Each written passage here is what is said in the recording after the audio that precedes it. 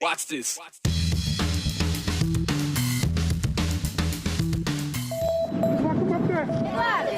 What's playing out on America's southern border is a crisis that eventually surfaces as a critical question in southern Idaho. As far as I understand, every one of my workers is legal to be here. What can be done about undocumented farm workers? We all recognize the system is broken and we need to fix it.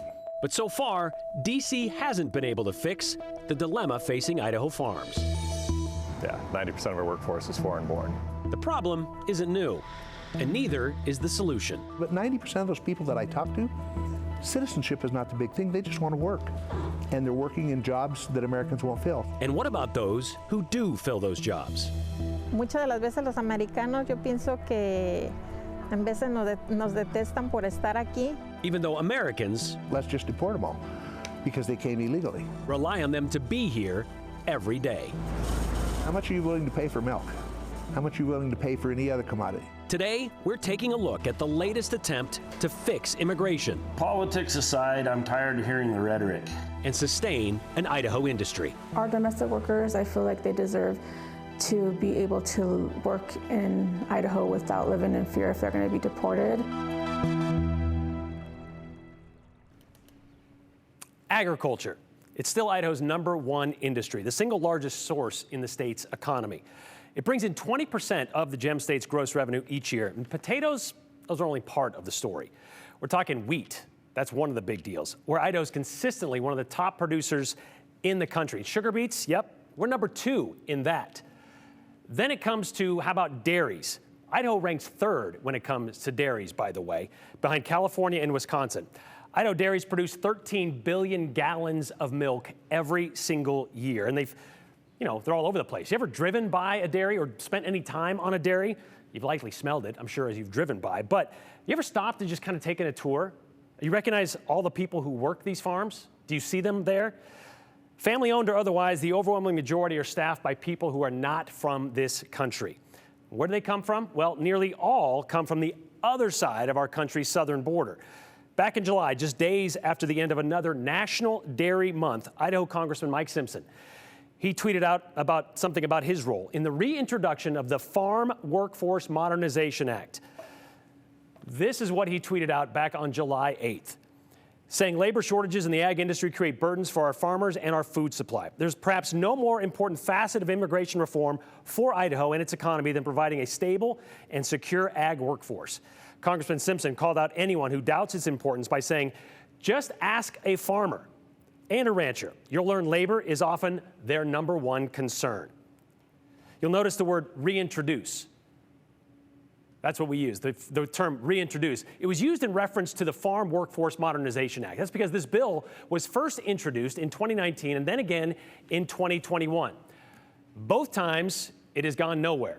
Included in this farm bill, by the way, an update to the H-2A program. It allows employers who have a hard time finding workers to bring in foreign workers to fill those spots. Problem is, it's only seasonal as it stands now, which may work for those who grow produce, because in Idaho, you only have a short window to harvest those things. But what about those year-round farmers like dairy farmers? They need year-round labor and a year-round visa program to make that possible. Here's Andrew Bartline. The subtle breeze blowing over a scenic Idaho prairie rustles a myriad of maize.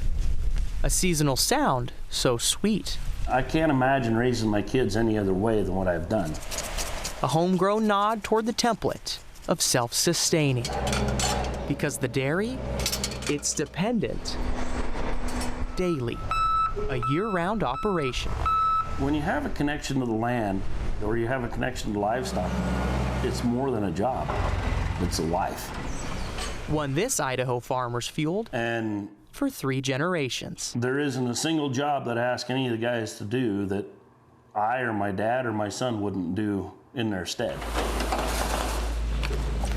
I've used the same employees, the same family, the core of my group of employees I've had with me for over 20 years.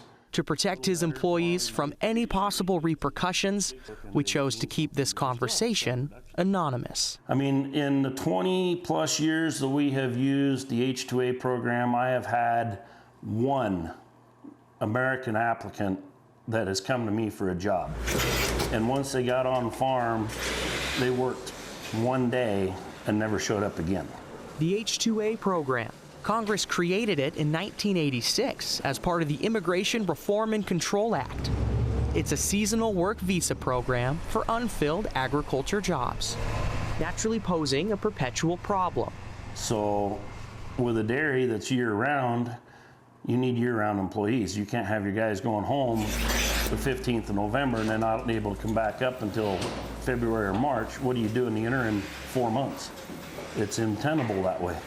With a tenable solution in high demand. We all recognize the system is broken and we need to fix it. Idaho Congressman Mike Simpson spent years pitching answers. If you're a dairyman or a cattle rancher, those cows need to be milked every day. It's not seasonal. I heard the other night 6,000 openings in the dairy industry, and they had 3 applicants that were Americans for those 6,000 jobs. Is that in Idaho specifically? Yeah. So I mean, it's a huge issue. But drawing little interest in a solution. Out of sight, out of mind. But the Idaho Dairymen's Association has nothing to hide. Yeah, 90% of our workforce is foreign-born, and we're sitting without a visa program, so that's going to tell you a lot about the legal status of our average dairy worker. Rick Nairbout's the IDA's CEO. Yeah. That's just the reality you guys are working through? Yeah, and have been for 30 years. Passed in '86, it's been untouched by Congress for decades. No updates, no changes, but not for a lack of trying. We almost had it done on the omnibus last year, but we just couldn't get it across the finish line, so we're trying again this year. Simpson calls his legislation the Farm Workforce Modernization Act. The bipartisan bill aims to provide documentation for the undocumented agriculture workers already in the states, to provide year-round visas for future H-2A agriculture workers, and for those who choose to provide a pathway toward citizenship. So it would be probably, they tell me, 18 years before anybody would become citizens, but 90% of those people that I talk to, citizenship is not the big thing. They just want to work, and they're working in jobs that Americans won't fill. I imagine there's some people that would disagree with that and say they came here illegally, I don't want them here anymore, where you're coming at it from a standpoint of this is an important backbone to our workforce. Absolutely, and if, you know, some people have said to me, well, let's just deport them all because they came illegally. Maybe you could do that, but if you could, how much are you willing to pay for milk? How much are you willing to pay for any other commodity? I'm talking huge increases in the cost. But the barriers barring this bill are built at the border.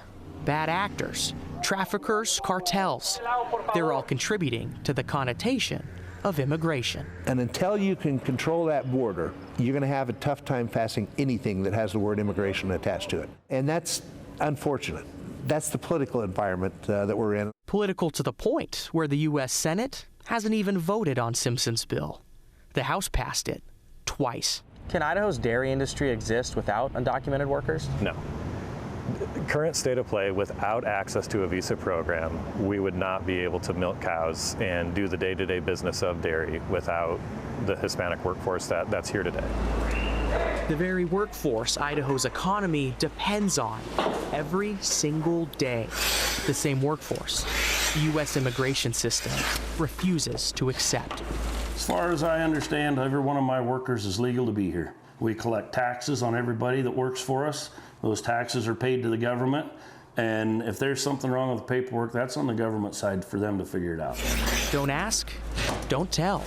It's not a problem unless you make it one. They like to come to work and they like to go fish. And that's the two things that they do. They don't get in trouble, there's no problem with them.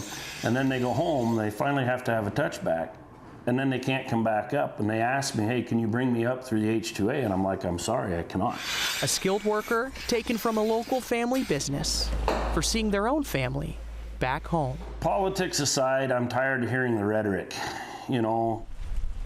The reality of 30 years, going just where the wind blows. You talk to the left, and the left says it's the right. You talk to the right says it's the left. There's always a sticking point. And that's the biggest problem with politics across the board. There is no common ground. Nobody wants to work together. The H-2A program requires these dairy owners to provide free housing for their workers out here on a visa. And this proposed H-2A reform would offer federal funds for low interest rate loans to preserve and also build worker housing as well. Those who say, Brian, why won't Americans work these jobs? These are high paying jobs. They are. Up to $4,000 for some people with that owner we talked to. Entry level, $3,300. This is per month. That's pretty good. Well, they're working 60 hours a week. How many people do you know that want to work 60 a week? And this isn't a case of them just choosing to hire somebody who's not documented because they could pay them less than an American worker, right? They can't legally do that. You have to give preference to an American worker before you can go the H-2A route. Okay, so this H-2A program that's in this new act, or reintroduction of this act, is it just a perennial, like you've got free access back and forth? Not necessarily. So it'd be like a 3-year visa, and then you have to do a touchback every 3 years. And then after 10 years, there's more of a clear path to a green card. So every 3 years, you'd go back home to Leon, Mexico, wherever it might be. Okay. All right. Thank you very much, Andrew. All that was super interesting. One applicant in 20 years. That's amazing. Well, so of course, there's another side to this issue, right? And it's likely represented by the views expressed by State Senator Brian Lenny from Nampa. On October 5th, Senator Lenny tweeted this: "There are 3 ways for us, U.S. Ag, to replace illegal aliens. Hire Americans, invest in better tech, do both. There are 0 industries in the U.S. where a majority of workers are illegal aliens," he said. "There are no jobs Americans won't do," he said. Oh, really? Well, you just heard from a dairy farmer who's had 1 American apply for a job in 20 years. You just heard from the Dairy Association, who said 90% of their workforce is foreign-born. I have personally spoken to another dairy farmer who declined an on-camera interview because he employs 6 to 8 undocumented workers. So when I asked Senator Lenny to speak with us about this, about his October 5th tweet to replace, quote, illegal aliens, he responded like this: "You put quotes around illegal aliens, eh? Cheers." Cheers, he said. "Yeah, I did, because I was quoting your tweet. Do you think it was because the term illegal alien is a racist dog whistle? It's a term that's been abandoned by the Associated Press, the Library of Congress, and U.S. immigration enforcement agencies because it is dehumanizing? Because, yes, it is all of those things." This is the same Senator Lenny, by the way, who refers to those in the LGBT community as homos. Anyway, Senator Lenny offered to conduct an interview by email, but we're a television station, a visual medium which relies on people putting themselves in front of the camera to tell their story. Things we would have liked to have asked Senator Lenny: did he speak to an actual Idaho farmer or a rancher before posting such things on social media? What background or ag expertise does Senator Lenny have to make such a statement? His bio says he's a direct response marketer, which is described as marketing designed to elicit an instant response, to get prospects to take a specific action. I think that means he gets people to click on stuff. We do know he seems to be a big fan of the AI image designator, the creator there, as you can see by his latest tweets on this topic. So instead of hearing his side of the issue, Senator Lenny chose to take a page out of the playbook of a certain section of Idaho's Republican Party and refuse an on-camera interview. Why face questions when you have a meaningful discussion or when you can just garner clicks? Well, that covers a good portion of the players involved in the immigration reform issue. But what about the actual farm workers? And what about what you have to say? Text us at 208-321-5614. Don't forget to include your name and the hashtag #the208. Clean, concise, and constructive. And we might share yours at the end of the show.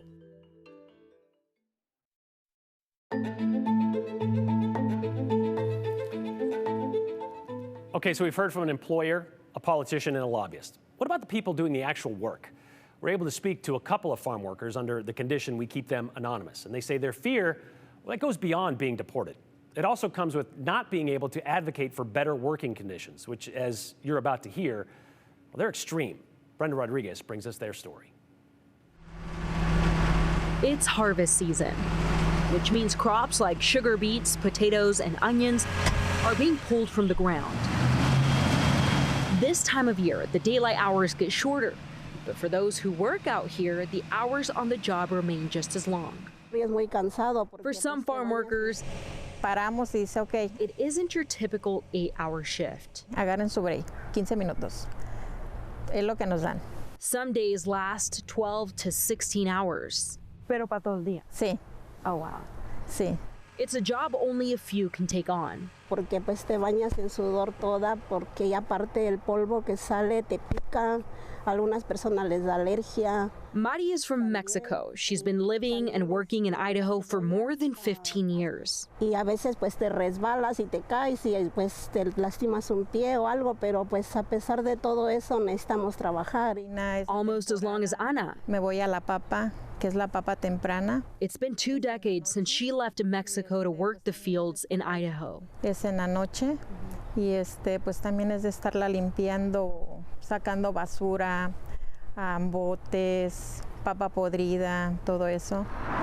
The manual labor isn't the only working condition consideration. Cada año están sacando químicas nuevas. It's a health risk the Idaho Immigrant Resource Alliance says farm workers face from pesticide exposure. So there's a lot of conditions which makes sense why there's some people who don't want to do that work. Some people might mean those who live here legally. De como tu posición, ¿hay americanos? No, casi la mayoría es puro mexicano. For many of them, it's the only way to make a living due to their immigration status. Pues porque es en lo que podemos trabajar, porque si vas a una compañía tienes que estar legal para poder tener ese trabajo. A status that also bleeds into the social aspect. Muchas de las veces los americanos yo pienso que en veces nos detestan por estar aquí, pero pues yo pienso que uno de mexicano es el que saca más el trabajo y que de ahí también comen los americanos. Y muchos no nos quieren. But not every farm worker is undocumented. Some come from other countries under the H-2A Temporary Agriculture Worker Program. Me da gusto que vengan, porque mi papá siempre decía, el sol sale para todos. But domestic farm workers feel like farmers are starting to favor those in the program. Y a nosotros pues ya nos están dejando como a un lado. Hemos estado ahí y ellos van y vienen y como quiera la preferencia es para ellos. An Idaho Immigrant Resource Alliance and their sub-organization Visión 2C are taking notice. A lot of times farm workers are seen as commodities and not human beings, so they're seeing the price tag instead of the actual human being that works behind that labor. IDA's executive director, Irene Ruiz, says the goal is to help recognize the work that domestic workers do and to make sure that they are not forgotten. They're the ones that are giving us, fuel in that economy, because a lot of the times H-2A workers end up going back to their countries of origin, and so they're taking, all of the monetary costs with them as well. That's why IDA and Visión 2C are working year-round to help advocate for their working conditions. And so I think it's crucial that we try to support farm workers in what we can to help alleviate some of those things that affect them. And to help change the policy that Ruiz says isn't working. We don't have rules and regulations. We have recommendations that come from OSHA. And now farm workers' voices and concerns are being heard firsthand through Visión 2C's news story collection project. My end goal is to get policy going to protect farm workers from heat, extreme heat, smoke inhalation, and pesticide poisoning. There needs to be a path to citizenship for our domestic workers. I feel like they deserve to be able to work in Idaho without living in fear if they're going to be deported. And most of them simply asking. Pues yo pienso que si nos hubieran más como humanos, pues sería mejor. Que tuviéramos derechos, algo así. Because at the end of the day, working to provide a better future for their families is all many farm workers want, without the fear of being taken away from their loved ones. Si hubiera una ley que apoyara a todas las personas que no estamos legalmente aquí, pues eso sería lo mejor del mundo. Until that time comes, they'll go on working, finishing the harvest. Somos importantes porque estamos ayudando para tener un alimento en la mesa para el mundo entero. The Immigrant Resource Alliance says that providing legal status with a path to citizenship can help farm workers improve wages and prevent the exploitation of undocumented workers and also H-2A workers. I was surprised to hear that not everybody's on the same page when it comes to farm workers on this issue. Yeah, right. Well, what I did learn from here is there's H-2A workers and the domestic workers, right? Sure. So, and I've been around farm workers for all my life, really, Sure. and this is the first time I'm hearing that there's such a division, there's competition, and on top of that, I mean, you're adding all these different conditions that they're working in, so it's just adding there. It's all right there. All right, thank you very much, Brenda. I really appreciate it. Okay, so what about these working conditions that Brenda touched on? The pesticide exposure, working in excessive temperatures, even access to clean drinking water. What about trying to survive while simultaneously trying to live in the shadows? Without year-round legal status as of now, who is helping these workers right now? As far as we know right now, the Idaho Immigrant Resource Alliance works with many organizations, including Community Council of Idaho, to provide other resources for farm workers like affordable housing and affordable health care through Community Family Clinic. Migrant and seasonal Head Start programs for children 0 to 5 years old to help the students learn in both English and in Spanish. They also provide immigration legal services through Familias Unidas, which helps farm workers who want to become citizens or renew their DACA at a low cost. This legislation is really quite simple. It gives us legal status for the workers that are here today that have been working in agriculture. It gives us access to the H-2A program for the first time ever. And the trade-off for those two is we'll e-verify our workforce going forward. So there's not the question of legal status in the ag workforce if you're going to utilize the programs. Makes legal to work mandatory and almost instantaneous, this would. It's someone like Senator Brian Lenny supports. E-Verify, something we have kind of touched on earlier in this show. It's part of the Illegal Immigration Reform Immigrant Responsibility Act of 1996. That was when it was first introduced. Employers can take information like, say, a social security number. They can take it off an I-9 form, enter that electronically into a national database to see if those numbers match. The employer will know within a few seconds if that worker is legal to hire. 22 states use this system, including Idaho, but only for public sector jobs, state contractors and subcontractors. It's not required for private employers like farmers. With the updated H-2A program in Congressman Simpson's bill, E-Verify would then be mandatory, and farmers, like the one we spoke with, would be fine with that. It's a cost he's willing to pay, he told us. It seems like what Rick Nairbaut called a win-win, but without the one win, the passage of a year-round visa program, well, the second win is sort of a loss, because according to an American Farm Bureau study, an enforcement-only immigration reform like E-Verify would cause a $60 billion drop in production, and it would cause food prices to jump 5 to 6%. First off, let me say thank you very much for your response and reaction to today's stories about immigration reform here in Idaho. So many comments, there's no way we could get to them all, but let's get to a couple before we wrap up today's show. Like this one here from Teresa in Boise. What visa category do sheep herders come with? Could the dairy workers use the same visa avenue? Well, the whole point is making this year-round, because right now it's just seasonal, which sheep herders generally are kind of in the mountains during the summer. It's shameful that both nationally and within our state, legislature just wants to kick the immigration reform can down the road year after year. Insanity is doing the same thing over and over again and expecting different results. Demand our legislature stop the insanity, says Lori. Finally, I'm guessing many of these Idaho farmers and ranchers are still voting Republican, the same party who voted against this legislation. We'll get to more later this week.